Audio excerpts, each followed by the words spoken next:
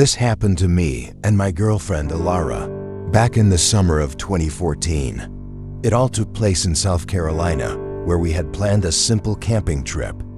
Initially, we tried heading to a campground about 45 miles from our hometown, but when we arrived, they were going to charge us double what we had expected.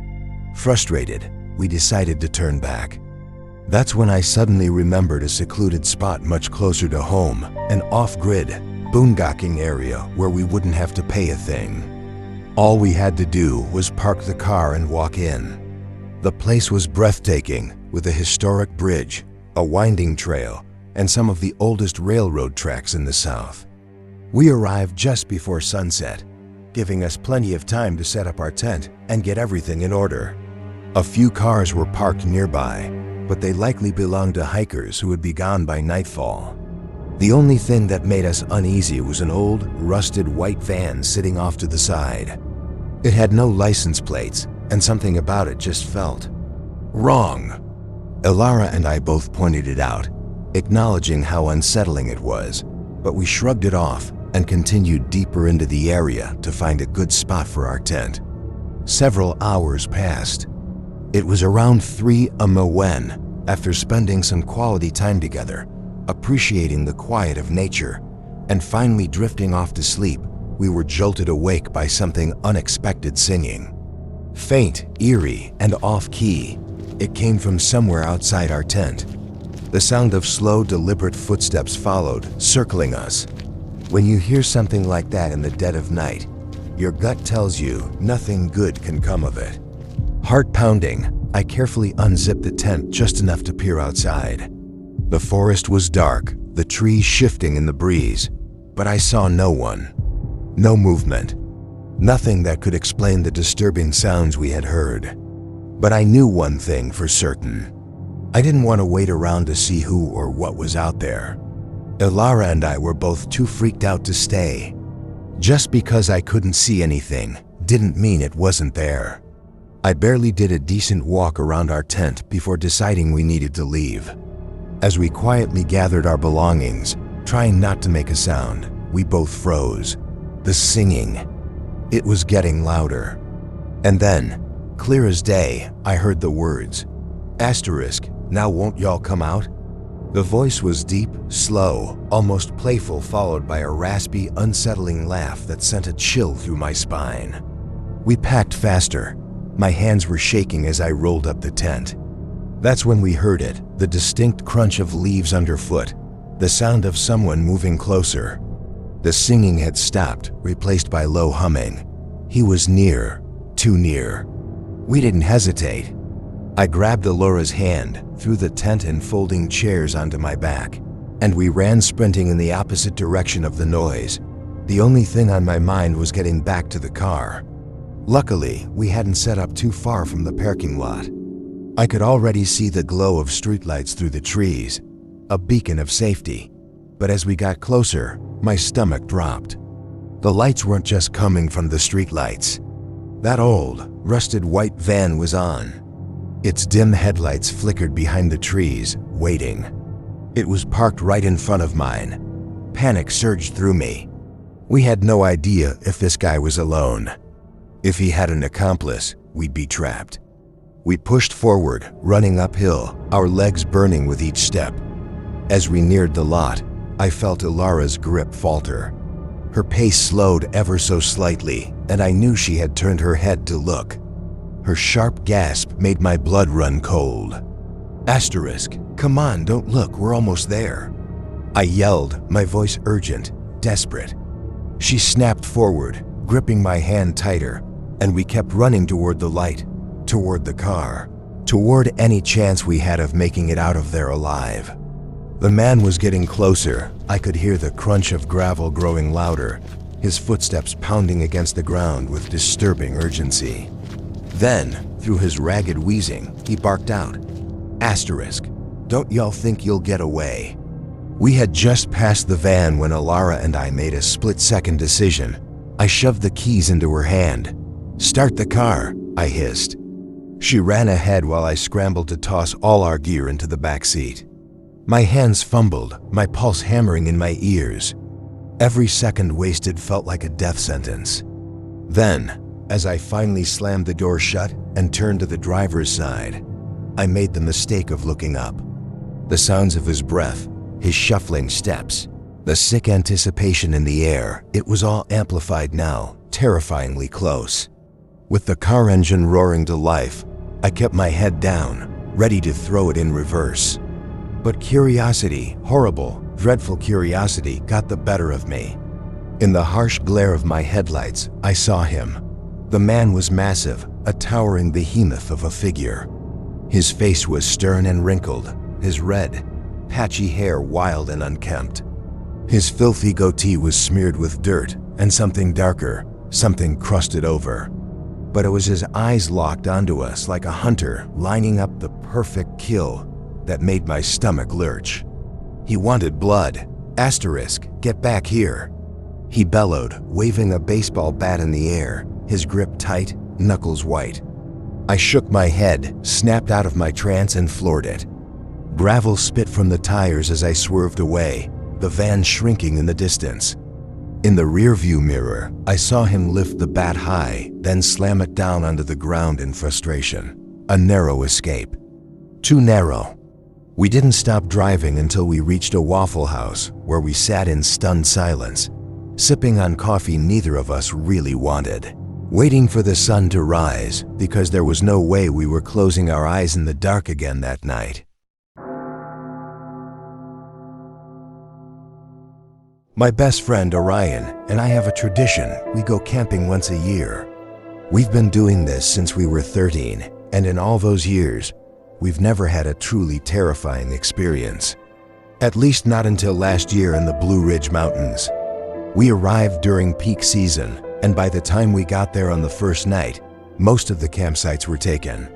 With daylight fading fast, we had no choice but to set up camp on the side of the mountain in what felt like a wind tunnel. It wasn't ideal, but we made do. The next morning, we packed up and headed into town. We spent the day drinking beers, messing around, and killing time until late afternoon. By the time we made it back up the mountain to find a better campsite, the sun was already beginning to set again. We hurried to set up in a more remote area far from the crowds, deep in the quiet of the woods. With the tents up and the fire crackling, we started drinking again, letting the peaceful isolation of the mountains settle in. Time passed, the night grew darker, and by 1 of May, it was just us, the fire, and the occasional rustle of the wind through the trees. Then out of nowhere, we saw it, a flashlight. It was aimed directly at us, its beam cutting through the darkness. And then it started moving. At first, we didn't think much of it. Probably a park ranger coming to check on us, maybe to scold us about something. Who else would be wandering out here in the middle of the night? But as the figure came closer, an uneasy feeling settled over me. There's an unspoken rule in the camping world. You don't walk up on someone's site this late unless it's an emergency. It's just not done. The person got close enough for us to make out his features. It wasn't a ranger. It was just some guy, early 50s, wearing nothing but a t-shirt and basketball shorts, odd for such a chilly night. And trailing slightly behind him, avoiding eye contact, was a woman. Mid-40s, shoulders hunched, as if she didn't want to be seen. Something about them felt wrong. The man immediately forced his way into a conversation about nothing. He didn't acknowledge the time, didn't acknowledge the woman with him, didn't even seem to have a reason for being there. His eyes darted everywhere, scanning, calculating, while he rambled on about useless things like what model of lantern we had and how cool it was.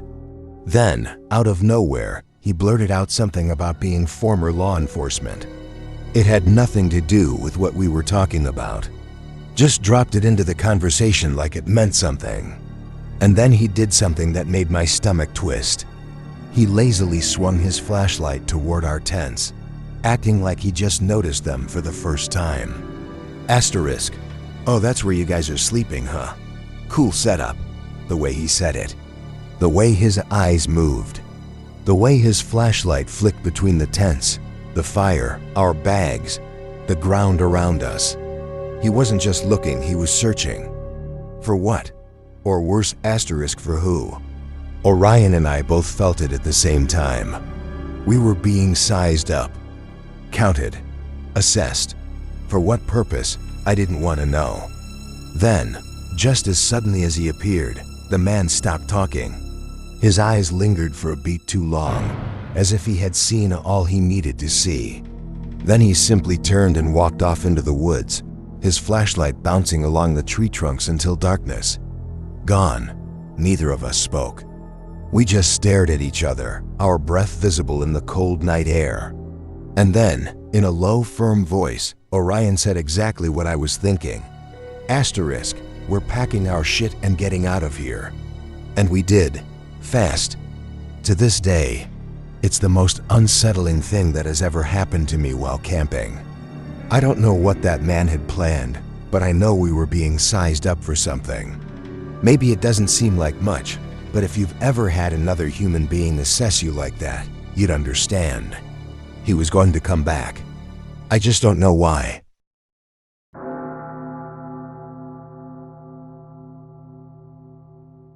This incident happened in 1984 during a 10-day backpacking trip with my friend Corbin.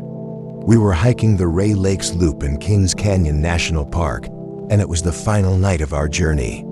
The next day, we had an 8-mile hike back to my Jeep, parked at Grants Grove Trailhead. We set up camp near Bubbs Creek Trail Camp, but if you were daring enough, there was a way to get to a more secluded spot by crossing a large fallen tree that stretched over the creek. The crossing was relatively safe, about 20 feet across, with only a 6-foot drop into the water below. But the creek ran fast and deep, with jagged rocks beneath the surface, so you had to be careful. We always unbuckled our backpacks before crossing, just in case.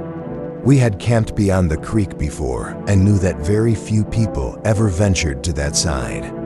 It was the perfect, quiet spot right on the edge of the forest, with a sprawling meadow stretching out before us. After pitching the tent, we went our separate ways to gather firewood. The area was full of fallen branches, and within minutes, I had returned with an armful of wood. I had just dropped it near the fire pit and was about to go back for more when Corbin suddenly crashed through the bushes into camp. His arms were empty, no wood.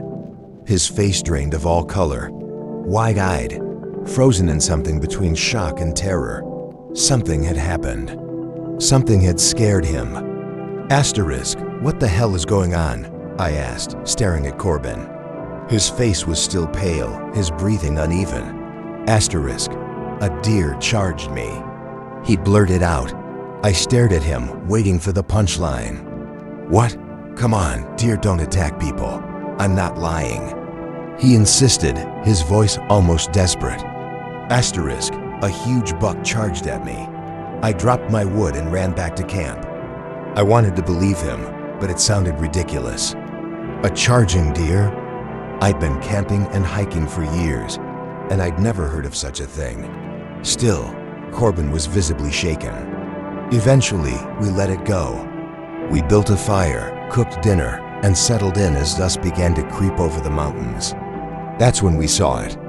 A massive 10-point buck loped out into the meadow, followed closely by a doe. Asterisk, that's him. Corbin yelled, jumping to his feet. I stood too, my pulse quickening as I took in the sheer size of the animal. The buck was staring at us, watching, waiting. And then, to my disbelief, he started walking toward our camp.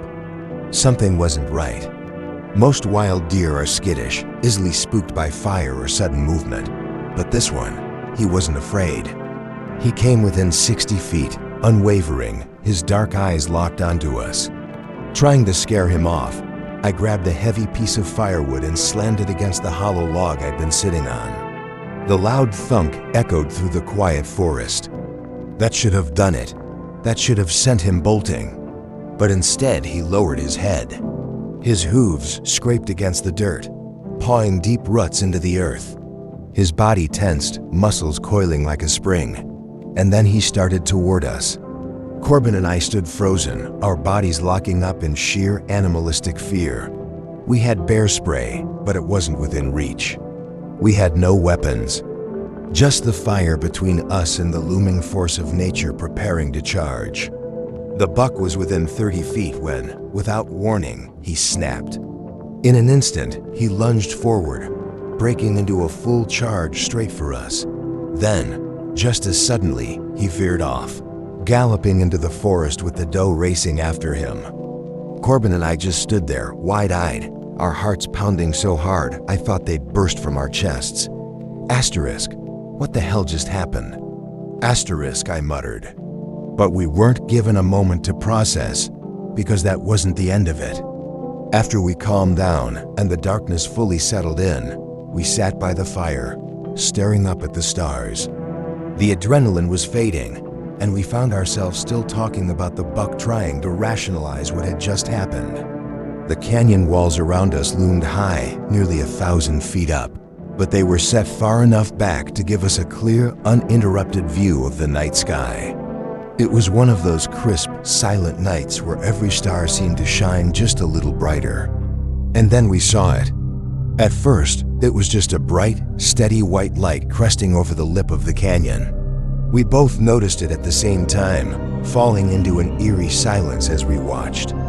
It was high far above the canyon walls. Impossible to tell its exact altitude, but it was definitely there. And it wasn't just moving, it was weaving. The light bobbed, zigzagging across the sky in a way that no aircraft should. It would slow down, then suddenly shoot off at an angle, only to pause again, shift directions, then speed up once more. It was mesmerizing, hypnotic. We watched, our eyes locked onto it as it passed overhead, completely silent. And as it drifted along, one thing became clear: it wasn't just a point of light. It was a solid object. We knew this because as it moved, it obscured the stars behind it. A definite, physical presence in the sky. We sat there, whispering to each other, trying to rule out what it could be. A plane? No way, it didn't have the standard blinking navigation lights, and nothing moves like that. A satellite? Impossible satellites follow a predictable, linear path. A shooting star? No, those don't slow down and change directions. It wasn't anything natural. To this day, I still don't know what we saw. We considered the possibility of a helicopter. Maybe it was flying high enough that the sound wasn't as noticeable. But even if it were 1,000 feet above the canyon, we should have heard it. The noise should have reverberated off the rock walls, creating that deep, unmistakable thrum. But there was nothing, absolute silence. And then I felt something shift. As the object hovered directly overhead, an acute awareness settled over me. A gut feeling, primal and undeniable. It knew we were watching it. Whether it was sentient itself or controlled by something intelligent, I couldn't say, but in that moment, I felt it. Like an unseen presence had locked onto us, observing in return. A deep chill crawled down my spine, and an involuntary shudder rippled through my body. My breath hitched, and for the first time in my life, I felt completely small. We remained frozen in silence, watching as the light continued its unnatural dance across the sky before finally disappearing behind the opposite canyon wall. Only then did we exhale. We turned to each other, our expressions mirroring the same disbelief, the same lingering fear. Asterisk, what in the hell was that? What did we just see? Asterisk, to this day, I still don't have an answer. Now I'm not saying it was an alien spacecraft, but there's no denying it was a UFO. It was a solid object, and it moved in ways that defied everything I understood about flight. It wasn't conventional. It wasn't natural. And I can't shake the feeling that it was connected to the buck. Maybe it was coincidence. Maybe it wasn't. All I know is that my friend, to this day, refuses to talk about that night.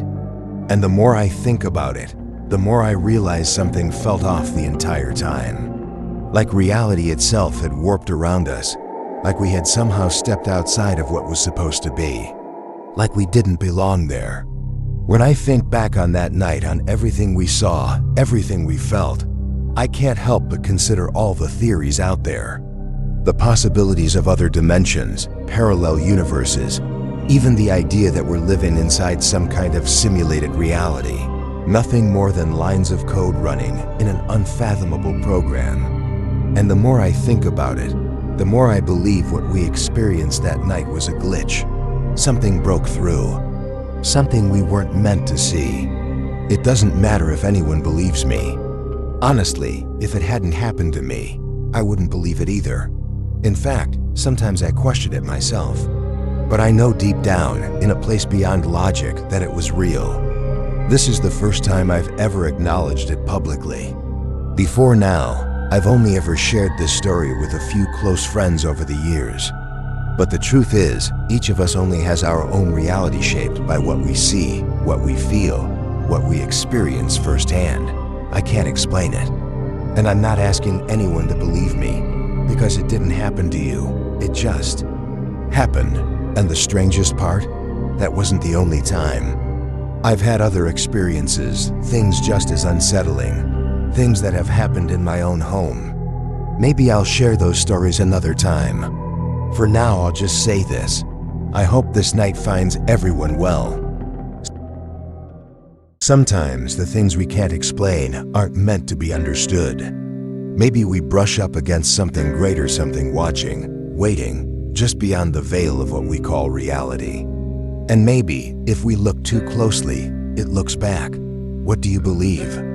Have you ever experienced something that made you question your own reality? Share your story in the comments if you dare. And before you go, don't forget to like, subscribe, and hit the notification bell, because sometimes the scariest things are the ones hiding in plain sight. Sleep well. If you can.